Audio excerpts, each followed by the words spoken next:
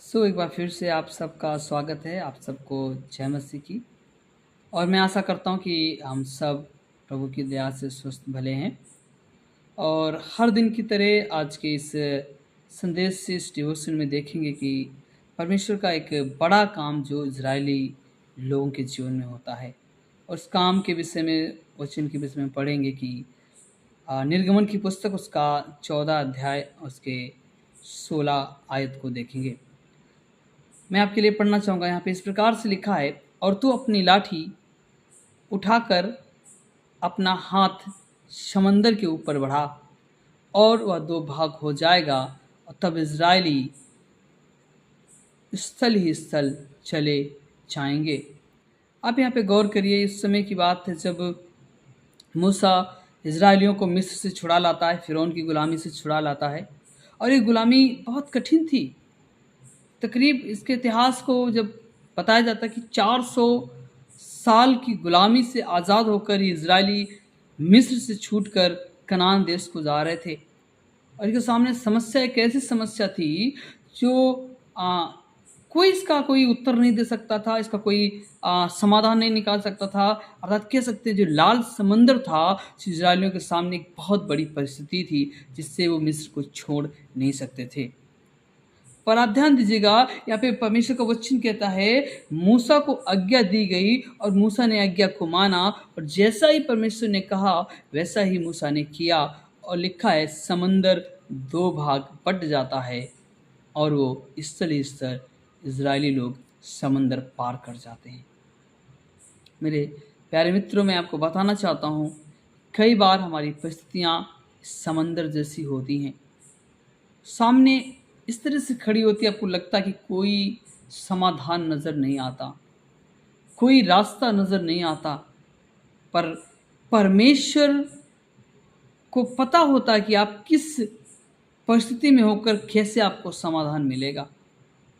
मैं आपको बताना चाहता हूँ, मूसा वो जन था जो परमेश्वर में अटूट विश्वास रखता था। मूसा वो जन था जो परमेश्वर की सामर्थ्य पर विश्वास रखता था। उसको पता था इस परमेश्वर तो कोई रास्ता निकालेगा। और वास्तव में ऐसा ही होने पाया। परमेश्वर ने समंदर को दो भाग कर दिया, और कभी भी समंदर दो भाग नहीं होता। परमेश्वर की सामर्थ्य के द्वारा एक बड़ा आश्चर्य कर्म रहा इन इजरायलियों के जीवन में, जब मिस्र से फिरौन की गुलामी से निकलकर ये अपने देश कनान देश को जा रहे थे, वायदे के देश में जा रहे थे।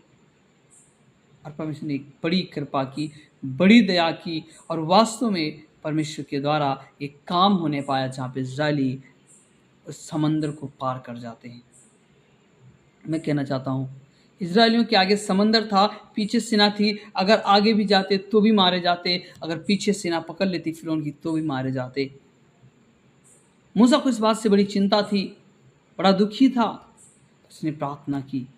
वचन में लिखा है मूसा की प्रार्थना सुनी गई, और परमेश्वर ने उसकी प्रार्थना को सुना और कहा, हे मूसा अपना हाथ समंदर की ओर बढ़ा, समंदर दो भाग हो जाएगा। और ऐसा ही हम देखते हैं कि निर्गमन इसके विषय में चर्चा करता है, बताता है। निर्गमन की पुस्तक में लिखा है कि परमेश्वर ने कहा और मूसा ने वैसा ही किया और समंदर दो भाग हो गया। मैं आपको बताना चाहता हूँ मेरे प्रिय भाई और बहनों, कई बार हमें लगता है कि हमारे जीवन की आशा टूट गई है। कई बार हमें लगता है हम पाप की गुलामी से आज़ाद नहीं हो पा रहे। कई बार हमें लगता है हम अपनी परिस्थितियों से बाहर निकल नहीं पा रहे। और ऐसा लगता है कि आगे भी हमारे लिए समस्या, और हम पीछे मुड़कर देखते हैं तो भी हम देखते हैं कि समस्या ही है। पर परमेश्वर आज आपकी समस्याओं को दूर करेगा। परमेश्वर आपके जीवनों में उस समंदर जैसी परिस्थिति, जो क्यों ना बड़ी समंदर जैसी हो, पर आज यीशु मसीह आपकी परिस्थितियों को तोड़कर आपको आज़ाद कर देगा। जैसे प्रभु ने समंदर को मूसा के ज़माने में दो भाग करके सुखा दिया। लिखा है परमेश्वर ने सिर्फ जल को दो भाग ही नहीं किया, लिखा है ऐसी लू चलाई, ऐसी आंधी चलाई, समंदर की जो गीली परत थी वो सूख गई। लिखा है इजरायली लोग स्थल स्थल अपने मार्ग की ओर चले गए। अब कल्पना करिए, जहाँ पे बाढ़ आती है, जहाँ पे पानी भराव होता है, उसके पानी खत्म हो जाने पर भी कई दिनों तक नमी बनी रहती है और वहाँ पे जो मिट्टी होती है गीली बनी रहती है, सूख नहीं पाती कई दिनों तक। परमेश्वर इतना सामर्थी है, इतना प्रभावशाली है, संप्रभुता करने वाला है कि उसने समंदर को दो भाग ही नहीं किया, वरन लिखा है कि उसकी परतों को, उसके जो जो गीलापन था उस रास्ते में, उसको सुखाकर एक साफ रास्ता देता है इजरायलियों को, ताकि इजरायली आसानी के साथ में अपने वो किए गए वायदे के स्थान पर पहुंचने पाए। मैं आपको बताना चाहता हूँ, परमेश्वर आपको किए गए वायदे के स्थान पर जरूर पहुंचाएगा। परमेश्वर जो भी आपसे वायदा बांधा है, वो वायदे की भूमि को परमेश्वर आपको जरूर देगा। अर्थात जो कुछ परमेश्वर ने आपके लिए रखा है, आपके भविष्य के लिए, आपके जीवन के लिए, आपके परिवार के लिए, वो परमेश्वर आपको जरूर देगा।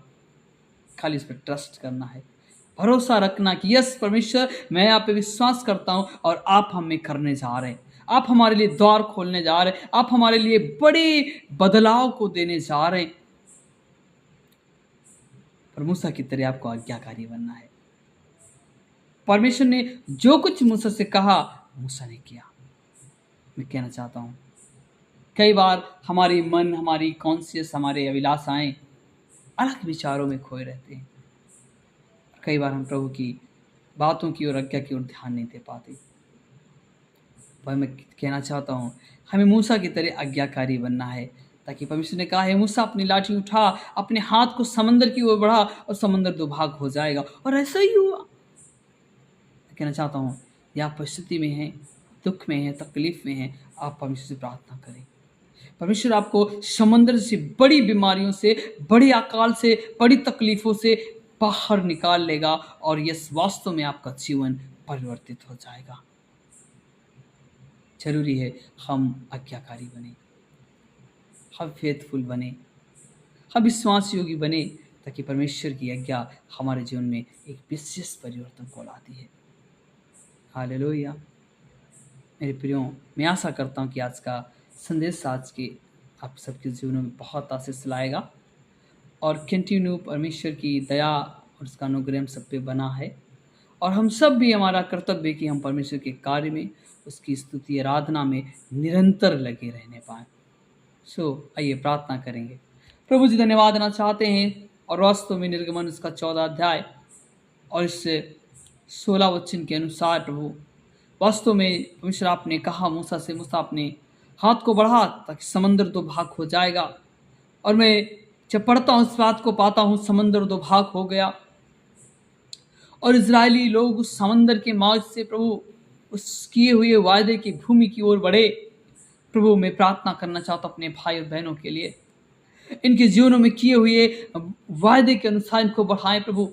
इनके जीवनों में वो काम नहीं हो पा रहा, प्रभु आप काम दे। इनके जीवन में बीमारी नहीं जा रही, बीमारियों से इनको आज़ाद करे प्रभु। हमारी दुआ है, हमारी प्रार्थना है, कई बार लोग अपने स्वभाव से बदलते नहीं, कई बार लोग ये समस्याएं जाती नहीं, पर हमारी प्रार्थना है उन समंदर जैसी समस्याएं यीशु मसीह के नाम से छोड़ के चली जाएगी। मैं आज आशा करता हूँ, विश्वास करता हूँ और मैं प्रार्थना करना चाहता हूँ उन भाई बहनों के लिए जो आज निराशा में हैं, दिक्कतों में हैं और वास्तव में उन्हें बदलाव नहीं है। प्रभु हम चाहते यीशु के नाम से उन्हें बदलाव आने।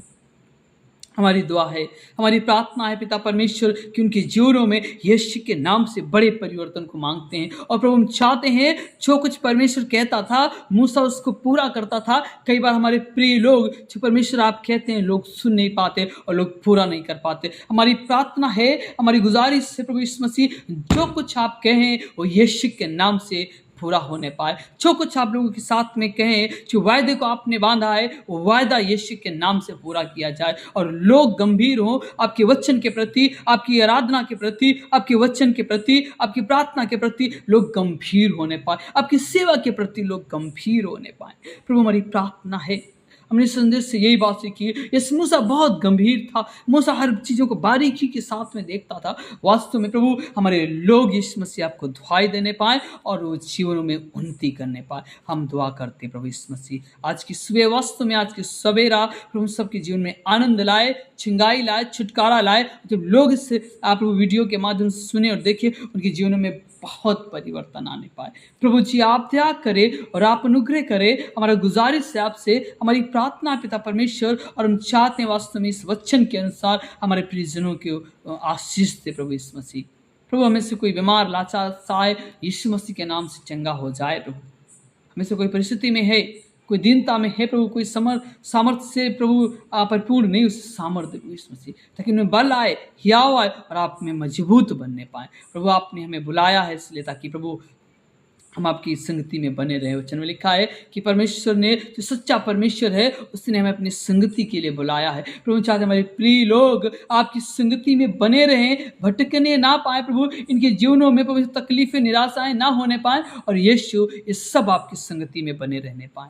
हम दुआ करते, हम प्रार्थना करते प्रभु यीशु मसीह, आप दया करें और आप अनुग्रह करें प्रभु सामर्थी परमेश्वर। धन्यवाद देते हैं यीशु मसीह, हालेलुया हालेलुया, स्तुति और बड़ाई तारीफ करते प्रभु तेरे नाम को प्रभु जी, आप प्रभु पुकारते और हम प्रभु प्रार्थना करते यीशु मसीह राजा के राजा प्रभु के प्रभु। हम चाहते हैं हमारे जीवन में आप प्रभु जी आए और प्रभु पूरी रीति से भरपूर करें, हमारे लोगों को भरपूर करें, अपनी आत्मा के द्वारा भरपूर करें, उनके जीवनों में प्रभु आपका आत्मा आए और कायल करे प्रभु, और प्रार्थना करने वाले हो, गुजारिश करने वाले हो और आपके साथ बैठकर समय बिताने वाले हो। हम दुआ चाहते प्रभु यीशु मसीह, ओ प्रभु आप दया करें, ओ जीसस हालेलुया। धन्यवाद परमेश्वर, आपका नाम महिमा पाए परमेश्वर और आपकी इच्छा पूरी हो परमेश्वर। और वास्तव में आज की सुबह प्रभु आप आशीष दे प्रभु, और पूरा दिन लोगों को संभाले और उन्हें फुल पोटेंशियल, फुल एनर्जी के साथ प्रभु उन्हें पूरे दिन आप रखे। हम दुआ चाहते हैं प्रभु जी, हम गुजारिश चाहते प्रभु जी, आज का संदेश